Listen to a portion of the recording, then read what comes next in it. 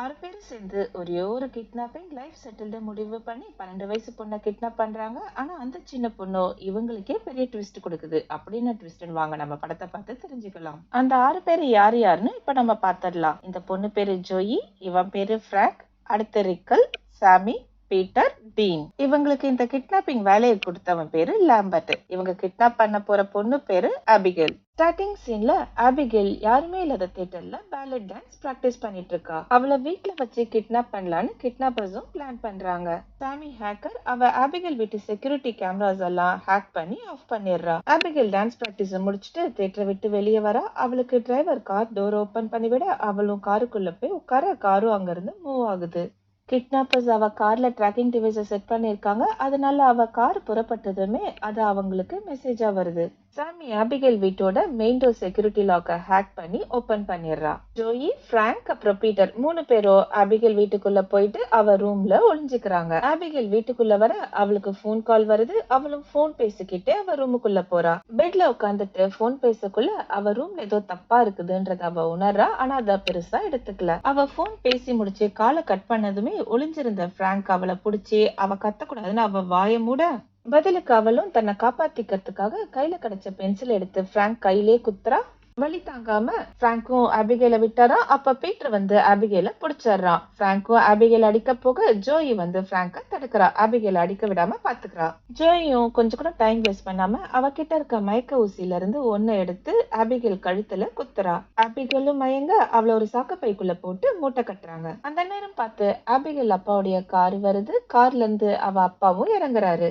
இந்த சீன் கிட்னாப்பர்ஸோடைய பிளான்லயே இல்ல. அவ அப்பா வருவாருன்னு அவங்க கொஞ்சம் கூட எதிர்பார்க்கல. வீட்டுக்கு வெளியே இருக்க சாமி அவ அப்பா வந்ததை பார்த்ததும் வீட்டுக்குள்ள இருக்க அவ டீமுக்கு இன்ஃபார்ம் பண்றா. அவங்களும் வீட்டுல இருந்து வேற வழியா தப்பிச்சு வெளியே வராங்க. தோட்டத்து வழியா வரக்குள்ள செக்யூரிட்டி அலாம் ஆக்டிவேட் ஆகி சத்தம் போடுது. ஆனா 3 பேரும் மாட்டிக்கல. அவங்க டீம் உடைய வேன் வாசல்ல வெயிட் பண்ணிட்டு இருக்கு. அதுல ஏறிக்கிறாங்க. அங்க இருந்து ஒரு வழியா தப்பிச்சு அவங்க வர வேண்டிய இடத்துக்கும் கரெக்டா வந்துடுறாங்க. அந்த இடமும் ஊருக்கு ஒதுக்குப்புறமா இருக்கு. அது பெரிய மாளிகை வீடு. மாளிகையில கிட்னாப்பர்ஸ்க்காக லாம்பர்ட் வெயிட் பண்ணிட்டு இருக்க அவங்களும் வராங்க. ஆபிகேல பார்த்ததும் அவரு ரொம்ப சந்தோஷப்படுறாரு. ஆபிகேல தூக்கிட்டு போய் ஒரு பெட்ல படுக்க போட்டு அவ கையை கண்ணெல்லாம் கட்டி போட்டுறாங்க. இன்னொரு முக்கியமான விஷயம், கிட்னாப் பண்ண இந்த கிட்னாப்பர்ஸ் 6 பேரும் ஒருத்தரை பத்தி இன்னொருத்தருக்கு தெரியாது. அவங்களுடைய பேர் உட்பட இப்ப கூப்பிடுற பேரு லாம்பர்ட் அவங்களுக்கு வச்சது. லாம்பர்ட் 6 பேர்கிட்டயும் 24 மணி நேரம் மட்டும் ஆபிகேல பார்த்தா போதும்ன்ற பொறுப்பை ஒப்படைக்கிறாரு. அதுக்குள்ள அவரும் ஆபிகேல் அப்பா கிட்ட $50 மில்லியன் பணத்தை கேட்டு கடந்துடுவாரு. அந்த பணத்தை எல்லாரும் ஈக்குவலா ஷேர் பண்ணிக்குவாங்க. ஆபிகேல் யாரு, அவ அப்பா யாருன்னு யாருக்கும் தெரியாது. அத அவங்க தெரிஞ்சுக்கவும் விரும்பல. பணம் மட்டும் போதுன்ற நினைப்புல இருக்காங்க.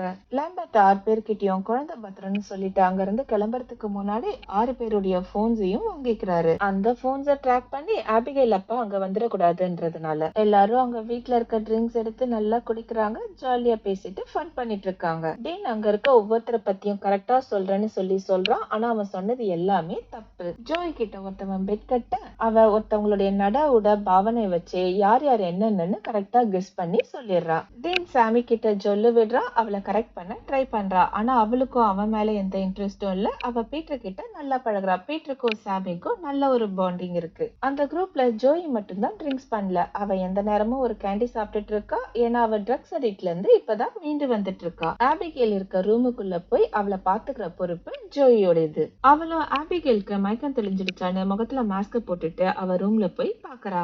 அங்க ஆபிகேலுக்கு கண்ல கையில கட்டு போட்டிருக்கிறதுனால வலிக்குதுன்னு அழுவுறா. ஜோயோ ஆபிகேலுடைய கண் கட்ட கழட்டிடுறா.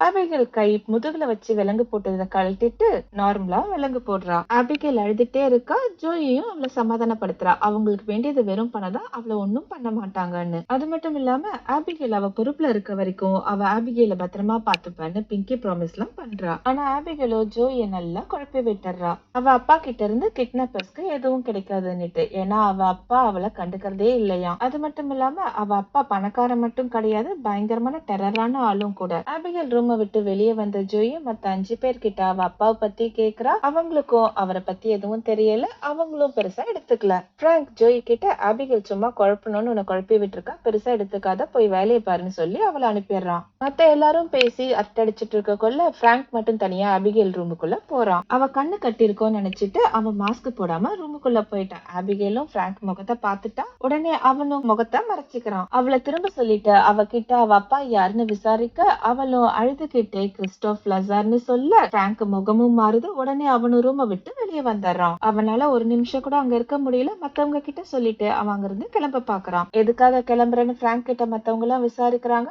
அவனும் ஆபிகேலோட அப்பா பேரு கிறிஸ்டோப் லசார்னு சொல்றான். அவன் டானுக்கு எல்லாம் டானு. அவனை பத்தி ஜோயிக்கும் ரிக்கல்ஸ்க்கும் நல்லாவே தெரியுது. அடுத்து என்ன பண்ணலாம் ஏது பண்ணலாம்னு எல்லாம் கும்பக்கூடி பேசுறாங்க. கடைசியில பணத்துக்காக ஒரு நாள் பொழுது அங்க கழிக்கலாம்னு முடிவு பண்றாங்க. ஜோய் அங்க இருக்கிற இடத்த சுத்தி பார்த்துட்டு இருக்கக்குள்ள அவளுக்கு ஏதோ சத்தம் கேக்குது. என்னன்னு போய் பாக்குற. கடைசியில ஜன்னல் காத்துல ஆடிட்டு இருக்கு.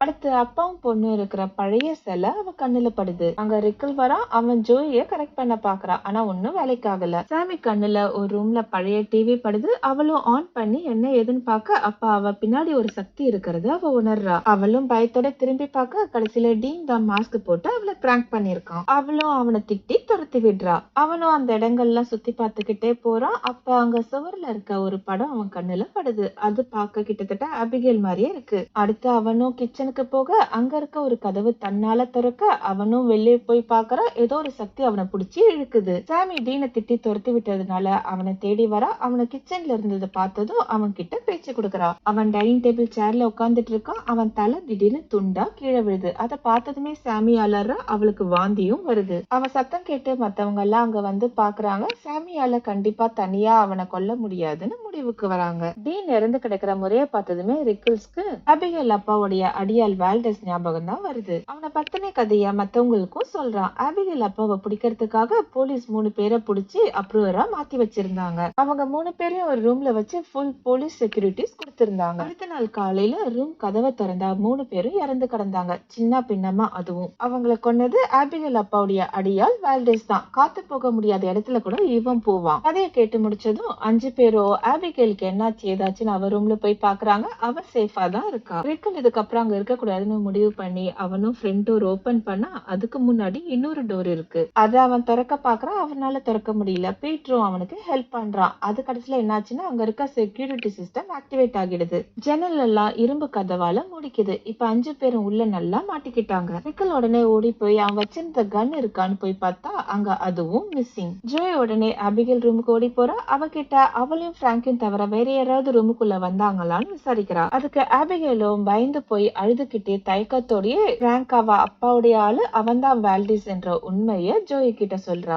அந்த உண்மையை உடனே ஜோயி ஓடி போய் ரிக்கல் கிட்ட சொல்றா. 2 பேரும் எப்படியாவது இங்க இருந்து தப்பிச்சு போகலான்ற வழியை தேடுறாங்க. ஜோயிக்கு ஏதோ சத்தம் கேக்குது. அவளும் திரும்பி பாக்குறா. அங்க ரிக்கல் வித்தியாசமா நின்னுட்டு இருக்கா. அவ என்னன்னு கிட்ட போய் பார்த்தா அவ இறந்து போயிட்டான். ஜோய் உடனே பிராங்க பார்த்து கண்ணை காட்டி அவன் தான் வால்டிஸ் என்ற உண்மைய மத்தவங்க கிட்ட சொல்றா. அது மட்டும் இல்லாம ரிக்கலையோ அவ கொன்னுட்டான்றதையும் சொல்றா. பிராங்குக்கு புரியுது ஆபிகேல் தான் ஜோயிய மனச மாத்திருக்கான்னுட்டு போய் சொல்லி ஏமாத்திருக்கான்னு. அவன் பீட்டரை விட்டு ஆபிகேல கொல்ல அனுப்புறான். பீட்டரும் ஆபிகேல் ரூம் ஓடி போய் அவளை ஷூட் பண்ண பாக்க அங்க கரெக்டா ஜோயி வந்து அவனை தடுத்துறான். அங்க பிராங்கும் சாமியும் வந்துடுறாங்க. பிராங்கும் ஜோயும் ஆர்கியூ பண்ணிட்டு இருக்காங்க. ஆபிகேல் அப்ப அவளுடைய ஹேண்ட் கஃப கழட்டிட்டு பெட் மேல ஏறி நின்னு பேலே டான்ஸ் ஆடிக்கிட்டே அவளுடைய உண்மையான முகத்தை காட்டிக்கிட்டு பீட்டர் மேல தாவி அவனை கடிக்க பாக்குறா. பிராங்க் அவன் நெத்திலே சுட அவ கீழே விழுந்துடுறா. ஆனா எழுந்திருச்சு நெத்திய தடவை காயம் தன்னால ஆறிடுது. ஆபிகேல பார்த்து பயந்து போன ஜோயும் ஆபிகேல ஷூட் பண்றா. ஆனா புல்லட்ஸ் ஆபிகேல ஒண்ணும் பண்ணல. மத்த 4 பேரும் ஆபிகேல ரூம்ல வச்சு லாக் பண்ணிட்டு தப்பிச்சு அங்க இருந்து ஓடிடுறாங்க.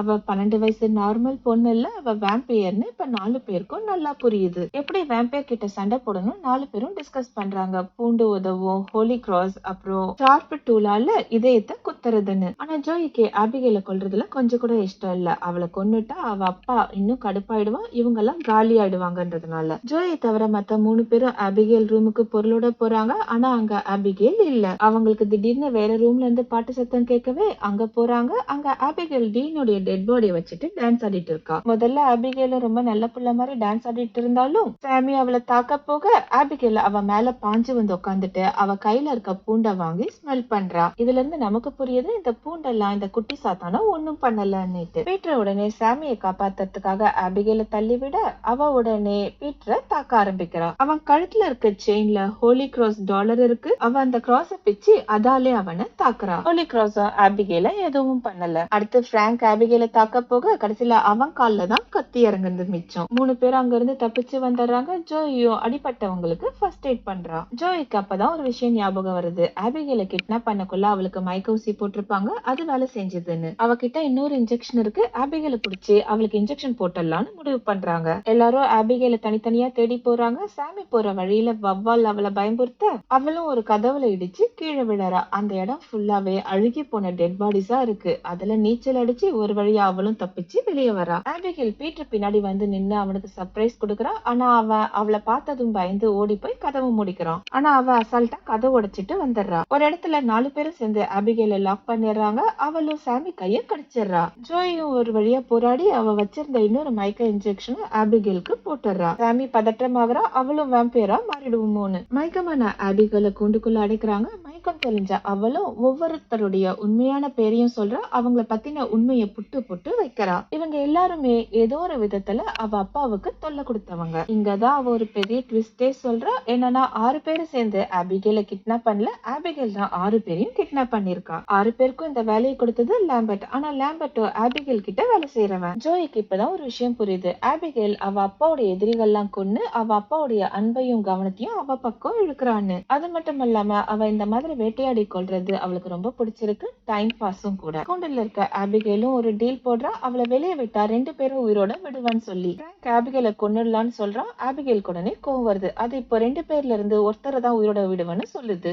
பீட்டர் உடனே கன் எடுக்க ஜோய் அவ கன்னால பீட்டரை எய்ம் பண்றா. ஆபிகேல் போய் சொல்லுதுன்னு பீட்டர் கிட்ட சொல்ல ஆனா அவன் ஏத்துக்கல. பீட்டர் இருந்தும் ஆபிகேல கூண்டுல இருந்து ரிலீஸ் பண்ண பார்க்க ஜோய்க்கு வேற வழி இல்லாதனால பீட்டரை ஷூட் பண்றா. அடுத்து அவளே அவனுக்கு ட்ரீட்மெண்ட் பண்ணி அவனை அமைதியும் படுத்துறா. 3 பேரும் அங்க இருந்து போக பிராங்க் மட்டும் ஆபிகேல பாதுகாக்கிற பொறுப்பை ஏத்துக்கிறான். அடுத்து பிராங்கும் ஆபிகேலும் டீல் போட்டுக்கிறாங்க. பிராங்க் ஆபிகேல திறந்து விட்டுட்டா அவனுக்கு வெளியே தப்பிச்சு போறதுக்கான சீக்ரெட் வழியை அவ சொல்றதா வாக்குறுதி கொடுக்கறா. அந்த சீக்ரெட் டோர் லைப்ரரியில இருக்க அகத்தா கிறிஸ்டி புக் எடுத்துட்டு பார்த்தா தெரியும்னு சொல்றா. தப்பிச்சு போறதுக்கு வழியே கேட்ட பிராங்க் கதவை திறந்து விடுவானான்னு பார்த்தா அவன் திறந்து விடல. ஆனா ஆபிகேல் தான் குட்டி சாத்தானாச்சு. அது ஈஸியா கதவை உடைச்சிட்டு பறந்து வந்து டான்ஸ் ஆடிக்கிட்டே பிராங்க தாக்குது. பிராங்க் கலர சத்தம் கேட்டு வந்த ஜோயும் ஜன்னலை உடைச்சு சூரியன் வெளிச்சம் ஆபிகேல் படுற மாதிரி பண்றா. அதுல ஆபிகேல் கை பொசுங்கிடுது. அவ வழியில துடிச்சுக்கிட்டே உடனே நிழல்ல போயிடுறா. அந்த கை தன்னால கொஞ்சம் கொஞ்சமா குணமாகுது. எல்லாரும் லைப்ரரிக்கு வந்துடுறாங்க. அங்க மட்டும்தான் சூரியன் வெளிச்சம் அவங்க மேல விழுது. எதனாலன்னா ஸ்டார்டிங்ல ஜன்னல் ஆடுற சத்தம் ஜோய்க்கு கேட்டதுனால அவ ஜன்னல் கதவை திறந்து வச்சிருப்பா. பிராங்கோ லைப்ரரியில சீக்ரெட் டோர் இருக்கான்னு பார்க்க கடைசியில ஆபிகேலும் போய் சொல்லி ஏமாத்திருக்கு. சாமி உடம்புல வெயில் படுது. அவ வேம்பையரா மாறல. அதனால அவ ரொம்ப சந்தோஷப்படுறா. ஜோயும் சாமி கிட்ட மனவிட்டு பேசுறா. இந்த கிட்னாப்பிங்ல வரப்போற பணத்தை வச்சு அவ மகனோட அவ புது வாழ்க்கைய ஆரம்பிக்கலான்ற முடிவுல இருந்தா. அதுல அவ ரீசெட்னு ஒரு வார்த்தை யூஸ் பண்ணிருப்பா. சாமிக்கும் ஐடியா தோணுது. அந்த பில்டிங்கோட பவர் சோர்ஸ் கண்டுபிடிச்சு செக்யூரிட்டி சிஸ்டம் ஆஃப் பண்ண முடியும்னு அவன் நம்புறா. பவர் சோர்ஸ் எங்க இருக்குன்னு தேடி போறாங்க. சாமி கையில ஆபிகேல் கடிச்ச மார்க் கொஞ்சம் கொஞ்சமா மறையுது. சாமி மைண்ட ஆபிகேல் கண்ட்ரோல் பண்ணி சாமி கையாலே பீட்டரை கொல்லுது. அடுத்து சாமி ஜோயும் பிராங்கையும் தாக்க வர 2 பேரும் லைப்ரரிக்குள்ள திரும்ப ஓடி போயிடுறாங்க. ஜோய் உடனே அங்க கிடக்குற ஒரு ட்ரே எடுத்து சூரிய வெளிச்சத்தை சாமி மேல அடிக்க சாமி வெடிச்சு செதறி செத்து போயிடுறான். அப்ப அங்க ஒரு சீக்ரெட் டோர் ஓபன் ஆகுது. ஜோயும் பிராங்கும் அது டிராப்பா இருக்குமோ நினைக்கிறாங்க. ஆனாலும் போன போக்குல போலான்னுட்டு அந்த வழியா போறாங்க. கடைசியில கண்ட்ரோல் ரூம்க்கும் வந்து சேர்றாங்க. அந்த ரூம்ல லாம்பர்ட் இருக்கான். அவனும் வேம்பையர் தான். 2 வருஷத்துக்கு முன்னாடி ஆபிகேல் அவனை வேம்பையரா மாத்திட்டா. எதுக்குன்னா ஒரு காலத்துல பிராங்க் போலீஸா இருந்திருப்பான். அவன் ஆபிகேல் அப்பாவை பிடிக்கணும்னு நினைச்சிருப்பான். அதுக்கு லாம்பர்ட் ஹெல்ப் பண்ணிருப்பாரு. அதுக்கு எவிடன்ஸ் அதான் 3 பேரை பிடிச்சி ரூம்ல அடைச்சு வச்சிருப்பாரு. விடிஞ்சு பார்த்ததோ காலையில 3 பேரும் இறந்து போயிருந்திருப்பாங்க. அதோட பிராங்கும் போலீஸ் வேலையை விட்டுட்டான். கையில கிடைச்ச சில்லற வேலைகள்லாம் செஞ்சு அவன் பொழப்ப ஓட்டிட்டு இருந்தான். அவன் குடும்பத்தையுமே போய் பார்க்கல, அவங்க சேஃப்டிக்காக. லாம்பர்ட் 6 பேரையும் இங்க கூட்டிட்டு வரலன்னா அவன் ஃபேமிலியை காலி பண்ணிடுவான்னு ஆபிகேல் லாம்பர்ட்டை மிரட்டியிருப்பா. லாம்பர்ட்டோ